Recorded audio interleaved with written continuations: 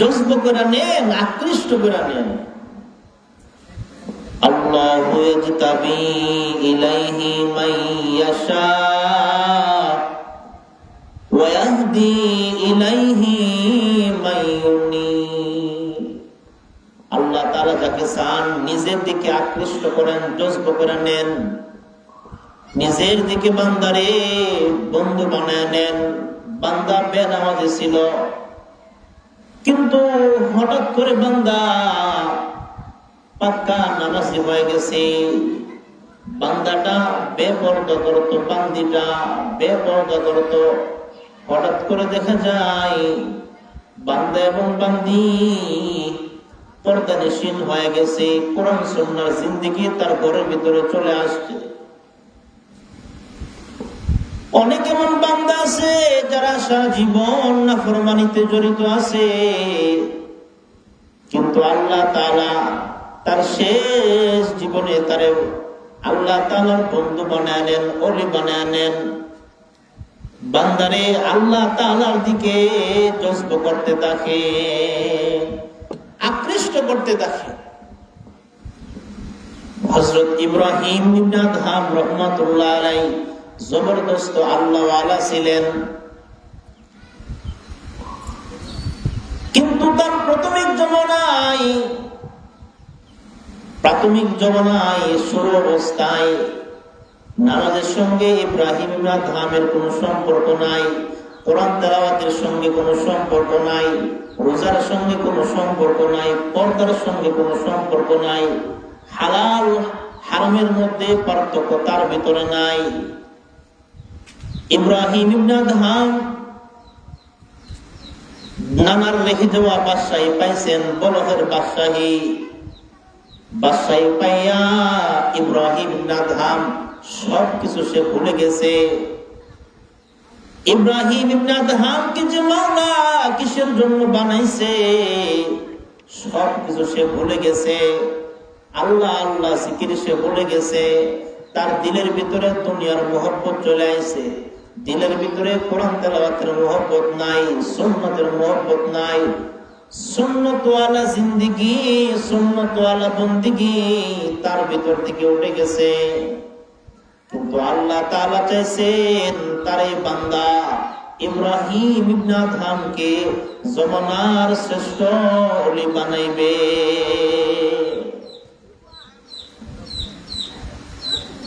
আমাদের সমাজে মাঝে মধ্যে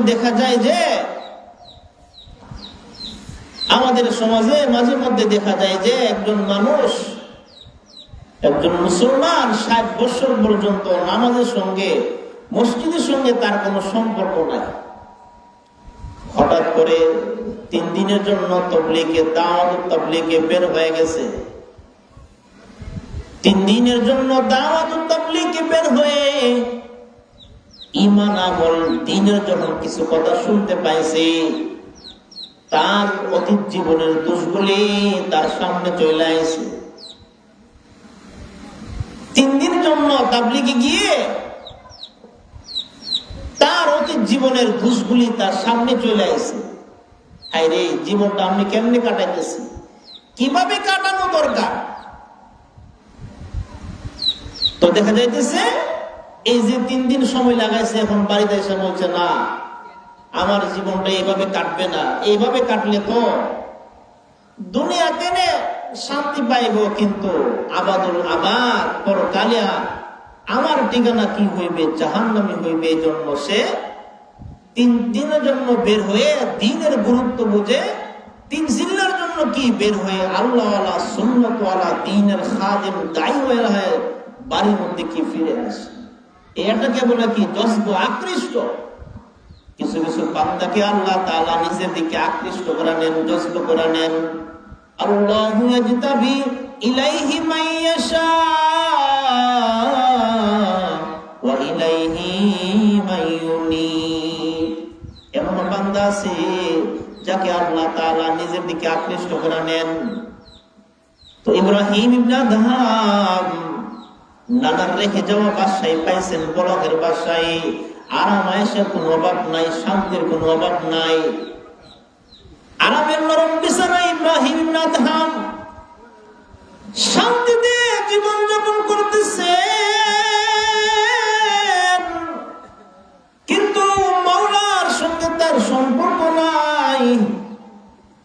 ইল্লাল্লাহ জিকিরের সঙ্গে তার সম্পর্ক নাই, কোরআন তেলাওয়াতের সঙ্গে সম্পর্ক নাই, সুন্নাত ওয়ালা জিন্দেগি, সুন্নাত ওয়ালা বন্দেগি বান্দার ভিতরে নাই।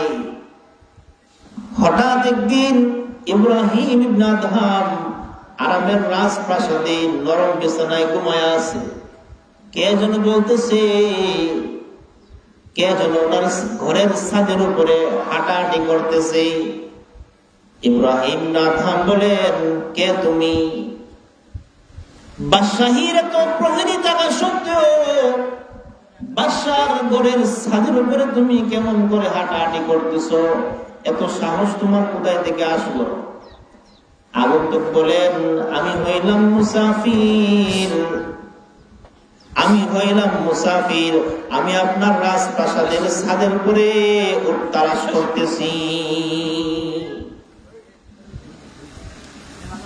ইব্রাহিম ইবনে আদহাম বলেন, ওর যদি খারাপ থাকে তাহলে বড় জঙ্গলে চলে যাও, মরুভূমির মধ্যে চলে যাও, এই রাজপ্রাসাদের ছাদের উপর কেন? আগন্তুক বলতেছেন, ও ইব্রাহিম, আমি আহাম্মক নই, তুমি হইলা সবচেয়ে বড় আহাম্মক।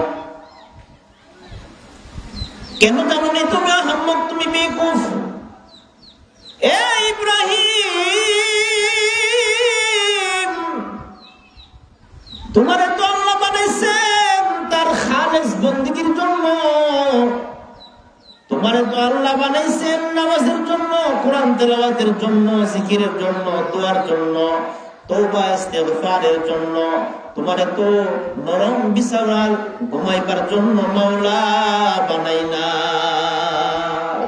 আগার খাহি রেজায়ে হক আদা কোন, আগার খাহি রেজায়ে হক আদা কোন, বন্দেগি কোন, বন্দেগি কোন, বন্দেগি।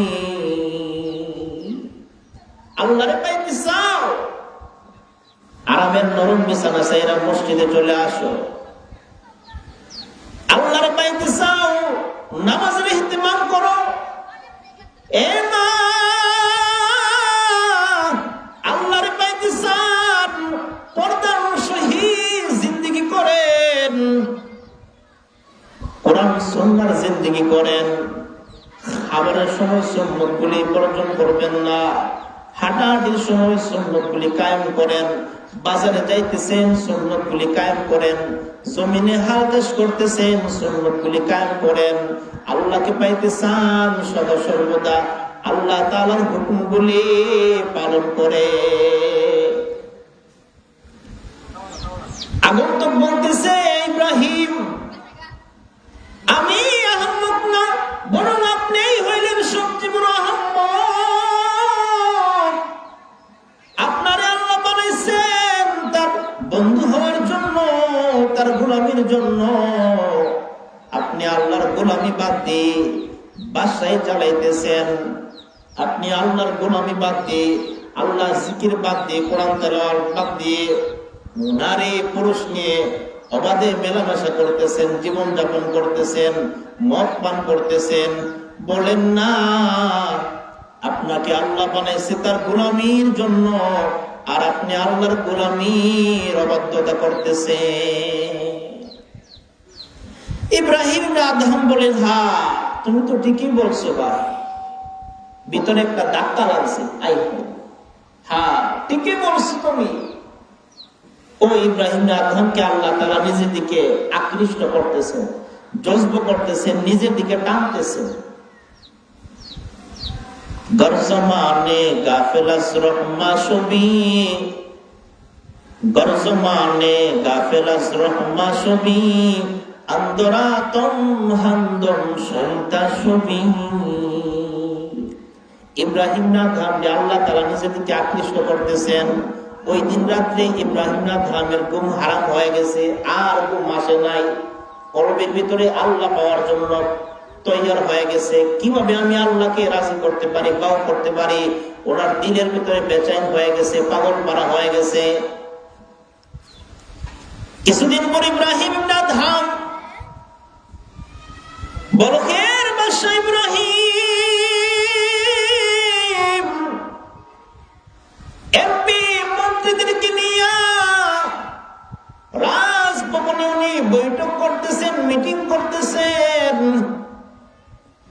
এমন সময় একজন মুসাফির মেহমান আসলো। মেহমান ইব্রাহিম ইবনে আদহামের খাস মিটিং এ প্রবেশ করলো। ইব্রাহিম ইবনে আদহাম বলতেছেন, কে ভাই তুমি?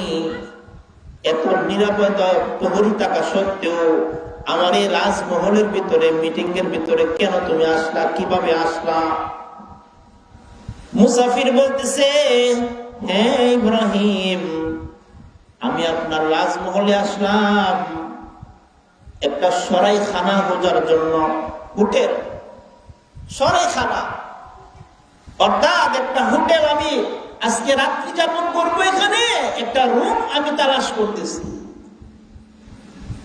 ইব্রাহিম ইবনে আদহাম বলতেছেন, বেকুফ, বাদশাহীর রাজমহলে আইসা হোটেল খুঁজতেছ, রাত্রি যাপনের জন্য তুমি রুম তালাশ করতেছ। তুমি কি জানো না এটা যে সচিবালয়? তুমি কি জানো না এটা বঙ্গভবন, যেখানে দেশের প্রধানমন্ত্রী, এমপি, মন্ত্রীরা বসবাস করে? আগন্তুক মুসাফির বলতেছেন, বাদশা মহোদয়, আসলে এটা একটা মুসাফির খানা। বাদশা ইব্রাহিম আদহাম বলতেছেন, কিভাবে বুঝলা? আমার রাজমহলটা যে একটা সরাইখানা, হোটেলের মুসাফির খানা। আগন্তুক বলতেছে, বাদশা মহোদয়, আপনার পূর্বে এই দেশের বাদশা কে করতো? এখানে কে বসবাস করতো? ইব্রাহিম আদহাম বলতেছে, আমার আব্বা জান, আমার বাবা এখানে কি করতো? বাস করতো। আগন্তুক বলতেছে, আপনার বাবার পূর্বে কে করতো? আমার বাবার পূর্বে আমার দাদা এখানে বসবাস করতো, রাজ্য চালাইতো। এর পূর্বে কে চালাইতো? বলে আমার দাদার দাদা। আগন্তুক বলতেছে, আপনার কথা অনুযায়ী বুঝলাম এই রাজমহলে যে কেউ আসে স্থায়ী হয় না। 2 দিন আগে হোক আর পরে হোক, এই রাজমহল থেকে মৃত্যুবরণ করে লাশ হয়ে বের হইতে হয়। আর যেখানে স্থায়ী ভাবে বসবাস করা যায় না, এর নামটা হইল মুসাফির খানা। ইহা হাম সব মুসাফির হে, ওহি আখির ঠিকানা। ইহা হাম সব মুসাফির হে, ওহি আখির ঠিকানা। कोई आगे रवाना है, कोई पीछे रवाना। এই যে মুসাফির ব্যক্তি বাদশা ইব্রাহিম আদহামরে বলল যে এটাই একটা মুসাফির খানা। আসলে এই কথাটা বলার পরে ইব্রাহিম আদহামের দিলের ভিতরে আরেকটা ধাক্কা মেরে দিছে। হ্যাঁ, কথা তো ঠিক। ইব্রাহিম আদহাম রহমাতুল্লাহ আলাইহি নিশি রজনীতে চিন্তা করতেছেন। নিশি রজনীতে ইব্রাহিম আদহাম রহমাতুল্লাহ আলাইহি চিন্তা করতেছেন, আমি যদি এই আরামের রাজপ্রাসাদে ঘুমায়া থাকি, আমি যদি আরামের রাজপ্রাসাদে বসবাস করি, বেগানা মহিলাদের সঙ্গে ওঠা বসা করি, তাহলে আমি আমার মাওলাকে পাইতে পারবো না, আমি আমার আল্লাহকে পাইবো না। আল্লাহ তাআলা আমারে বানাইছেন তার গোলামির জন্য। আল্লাহ তাআলা আমারে বানাইছেন নামাজের জন্য। আল্লাহ তাআলা আমারে বানাইছেন পর্দার মাধ্যমে তার গোলামির জন্য। আল্লাহ তাআলা আমারে বানাইছেন সুন্নতের মাধ্যমে বন্দেগী করার জন্য। আল্লাহ তাআলা আমারে বানাইছেন হালাল ভক্ষণের মাধ্যমে তার ইবাদত বন্দেগী করার জন্য। আমি যদি রাজপ্রাসাদে বসে থাকি, তাহলে আমার মাওলারে আমি পাইতে পারবো না। এই জন্য আল্লাহ বলেন, ওয়ামা খালাকতুল জিন্না ওয়াল ইনসা ইল্লা লিয়াবুদুন। নিশি রজনীতে ইব্রাহিম আদহাম রহমাতুল্লাহি আলাইহি জঙ্গলের দিকে, নিশাপুরের, ইরানের নিশাপুরের জঙ্গলে দিকে হাঁটতে আরম্ভ করলেন। বাদশাহী চারা দিছে, আরামের নরম বিছানা চারা দিছে, আরামের নরম বিছানা চারা দিছে। রাজপ্রাসাদের সকল ভিআইপি আরামে বস্তু সবগুলি বর্জন করে এবার আল্লাহকে পাওয়ার জন্য জঙ্গলের দিকে হাঁটতে শুরু করল। বলেন না যারা আল্লাহর জন্য দুনিয়া ছাড়ে আল্লাহ তাআলা কি তাকে দুনিয়াতে লাঞ্ছিত করেন না বেইজ্জতি করেন না। কেউ যদি আল্লাহর জন্য দুনিয়া বর্জন করে আল্লাহ তাআলা তাকে তার জন্য দুনিয়াকে বেইজ্জতি করেন না। কেউ যদি আল্লাহর হুকুম মানার জন্য আরেকজনকে কষ্ট দেয়, মানুষের মনে কষ্ট দেয়, আল্লাহ তাআলা তার লাঞ্ছিত করেন না, বেইজ্জতি করেন না। আল্লাহ যদি কোন বান্দার জন্য হয়ে যান তাহলে আসমান এবং জমিনের সকল মাখলুকাত ওই বান্দার খাদেম হয়ে যাইবে।